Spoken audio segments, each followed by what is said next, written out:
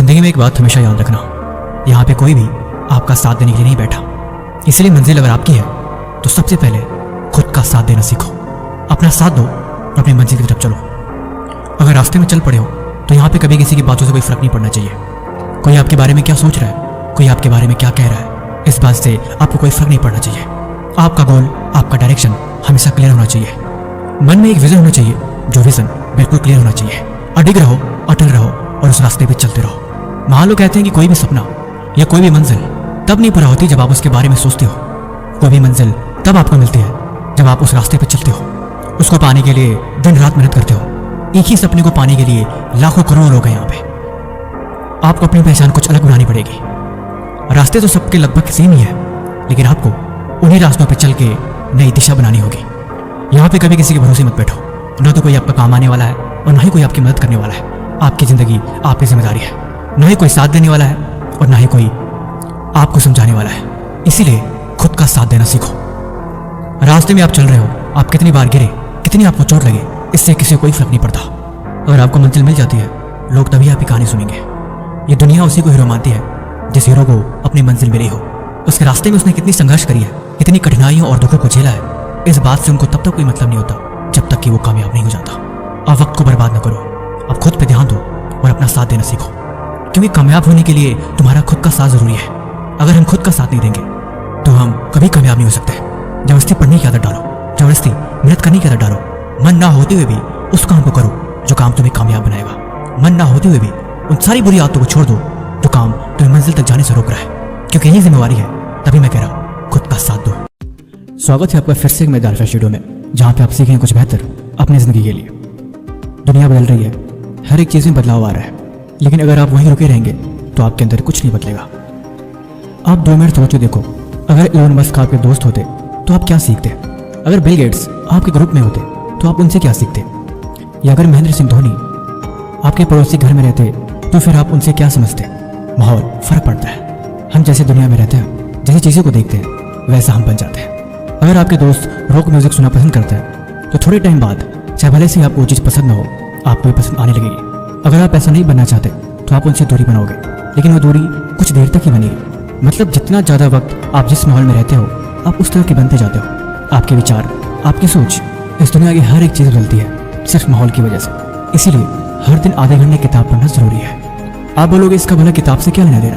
क्योंकि ये इसलिए ज़रूरी है क्योंकि जब आप किताब को पढ़ते हो तब आपका दिमाग सीखता है उस किताब में लिखी गई बातें और उस किताब में समझाया गया कंसेप्ट। अगर आप उससे मैच कर पाते हो तो वो चीज़ आपको इंटरेस्टिंग लगती है और आप थोड़ी देर में ही उस माहौल में खो जाते हो। वो चीज़ हमें अक्सर बोर करती है जिससे हम पसंद नहीं करते, लेकिन कभी कभी वो चीज़ ज़रूरी होती है जो हमें बोर करती है।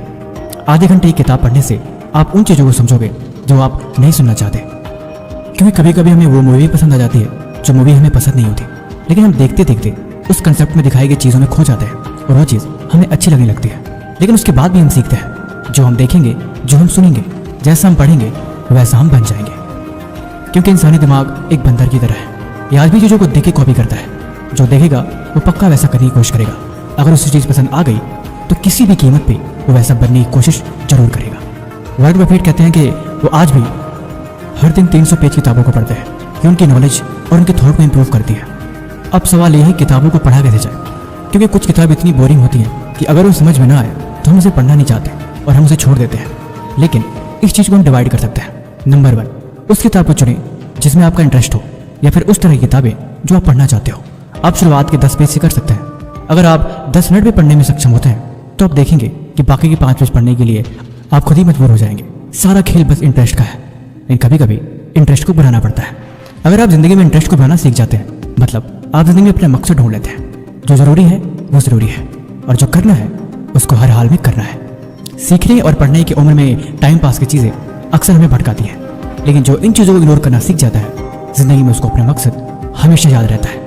करने को इस दुनिया में हज़ारों काम है, तरह तरह की चीज़ें जो हम कर सकते हैं, लेकिन उन सब में इम्पोर्टेंट क्या है, अगर ये बात किसी को याद रह जाए तो बेहतर है।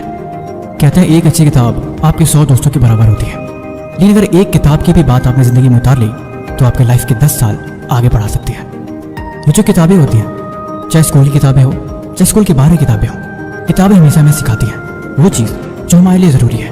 एक राइटर जिसने अपनी इस किताब को लिखने के लिए अपनी लाइफ की सबसे बेस्ट एक्सपीरियंसेस उसने लगा दी, वो चीज़ आपको कुछ मिनट में सीखने को मिल रही है। आप सोच के देखो, अगर आप लाइफ में सक्सेसफुल बन जाओ, अगर आपको अपने ऊपर किताब लिखनी हो तो आप कैसे लिखेंगे? या फिर आप जस्ट इमेजिन करो कि आपके घर के बाहर बहुत सारे लोग आपसे इंटरव्यू लेने के लिए खड़े हैं, वो आपकी जर्नी के बारे में जानना चाहते हैं, वो सारी चीज़ें जो आपने करी है, वो स्ट्रगल, वो पेन, वो सारे सक्सेस के फार्मूला जो आपके हैं, वो सब आपसे जानना चाहते हैं। तो आप उन्हें भला कैसे बताएंगे? आप उनको वर्ड में कैसे एक्सप्रेस करेंगे? क्या आपको पता है, स्वामी विवेकानंद के पास हजारों किताबें थी और उन किताबों को रोज पढ़ा करते थे। कहते थे किताबें उनकी सबसे अच्छी दोस्त है।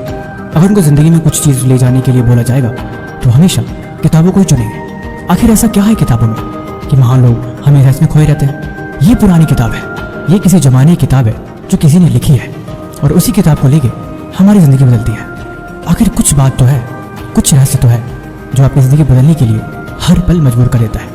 कहानी वाली किताबें, ज़िंदगी को बदलने वाली किताबें, या भूतों की किताबें, या फिर वो किताबें जो धार्मिक है। उसमें लिखे तो शब्द होते हैं लेकिन वो शब्द किसी के विचार है या फिर वो चीज़ें हैं जो किसी का मार्गदर्शक है। लेकिन मजे की बात है, वो जो भी है वो काम की चीज़ है। ज़िंदगी में कभी मौका मिले तो उस इंसान को ढूंढना जो कामयाब तो हुआ हो लेकिन वो ये बात बोल सके कि उसे किताबें पढ़ने का शौक नहीं। यानी कि फार्मूला यहाँ भी लगता है, अगर कामयाब कोई हुआ है या फिर किसी को मंजिल मिली है तो उसका रास्ता किताबों की तरफ होके ही गया है। जिनको किताबों से प्यार होता है वो जिंदगी में किसी और चीज़ से खास लगाव नहीं रखते क्योंकि उनको अपनी मंजिल मिल चुकी होती है और ये मंजिल का पाने का नशा उम्र भर नहीं उतरता। किताबों को पढ़ते पढ़ते लोग अपनी किताबें लिखते हैं, अपनी कहानी, अपना किस्सा, अपना मकसद और अपना फार्मूला। क्योंकि सीखो और सिखाओ, पहले समझो फिर समझाओ, पहले दुनिया को परखो फिर अपना मकसद बताओ। कहते हैं डॉक्टर APJ अब्दुल कलाम रात के अंधेरे में लालटेन जला के अकेले में पढ़ा करते थे। स्वामी विवेकानंद घंटों अकेले किताबों में लगा रहते थे। आखिर ऐसा क्या नशा था उन किताबों में कि हर कोई इनमें डूबा ही रहता था। एक कहानी है जो मैं अक्सर लोगों को सुनाता हूँ। स्वामी विवेकानंद एक बार सड़क के नीचे बैठ के पढ़ रहे थे। स्ट्रीट लैंप जल रही थी, उनके सामने से पूरी बारात निकल गई और उन्हें पता ही नहीं लगा। बाद में किसी ने पूछा कि तुम यहाँ क्यों पढ़ रहे हो? अभी यहाँ से एक बारात गई, क्या तुम बता सकते हो कि बारात किस तरफ गई? उन्होंने बोला मुझे नहीं पता, मैंने तो बारात को देखा ही नहीं। वो इंसान चौंक रह गया कि आखिर यहीं बैठा है लेकिन इसे इतना भी खबर नहीं कि इसके माहौल में क्या चल रहा है। ध्यान इसे कहते हैं। जब एकाग्रता एक जगह लगती है तब अक्सर उस चीज़ में इंसान खो जाता है। कहते हैं एकाग्रता एक सुई की नुकीली धार की तरह होती है कि अगर एक बार वो धार बन गई तो हर चीज़ के पार निकल जाती है, फिर उसको कुछ दिखाई नहीं देता। मैंने वीडियो की शुरुआत में बोला कि हर दिन 30 मिनट किताब को पढ़ना चाहिए। ऑडियो बुक सुनना अवॉइड करें,